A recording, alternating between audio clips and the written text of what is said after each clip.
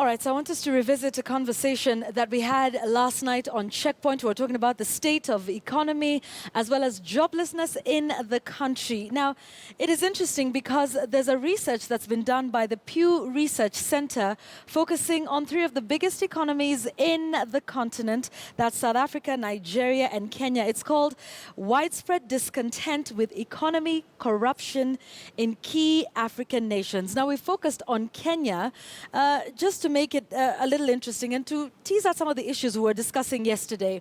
Now, here is what it says. And of course, it's sort of a mixed bag. Kenyans are a little upset about which way the economy is going, but they're still hopeful.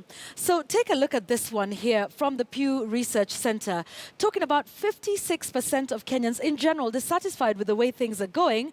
However, look on the bright side, this is an improvement because this was the level of dissatisfaction in 2015, 75% at exactly the same time this survey was taken a year ago.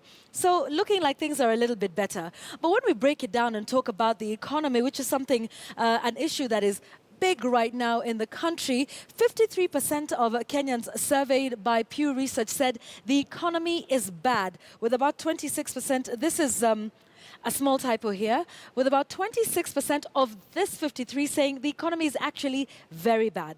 And 46% of those who are surveyed think the economy is doing well. That's just a little less than half.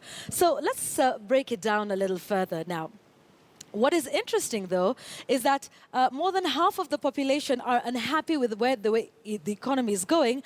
But here we go. Here's another one. They're still optimistic that the economy will improve in the next 12 months. It gets even more interesting because when they were asked about their personal finances, they said they're somewhat or very good. And that's a little bit over half there as well. So some interesting figures. Optimistic about which way the economy will go and also about their personal finances, despite worrying about the economy of the country. So, while Kenyans are optimistic that the economy will improve over the next 12 months, and while they're somewhat happy with the state of their personal finances, these are some of the issues that they are most concerned about.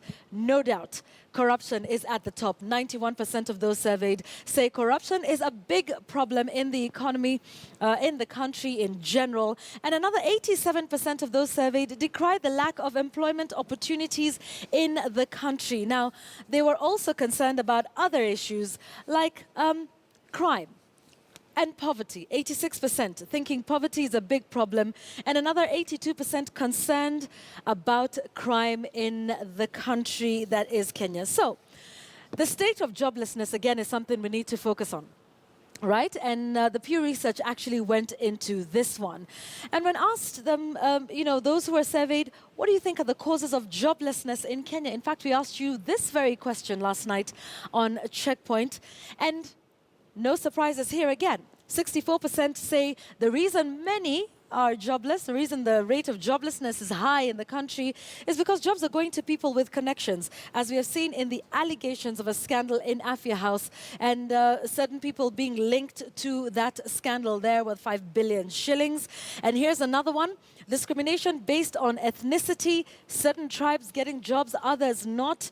Well, it goes on to say a little bit more. The state of education, development economist Anzetse Were talked about this as well, talking about the skill set of those who are going into the labor market. Another 64% believe that schools are not teaching the required skills. And again, this is all interesting because it's a mixed bag and there is optimism that things will improve over the next week. So it just tells you about how the economy is something that is big, that is being discussed here in the country. So this Pew Research is obviously some numbers that we'll continue to crunch for you right here on KTN News.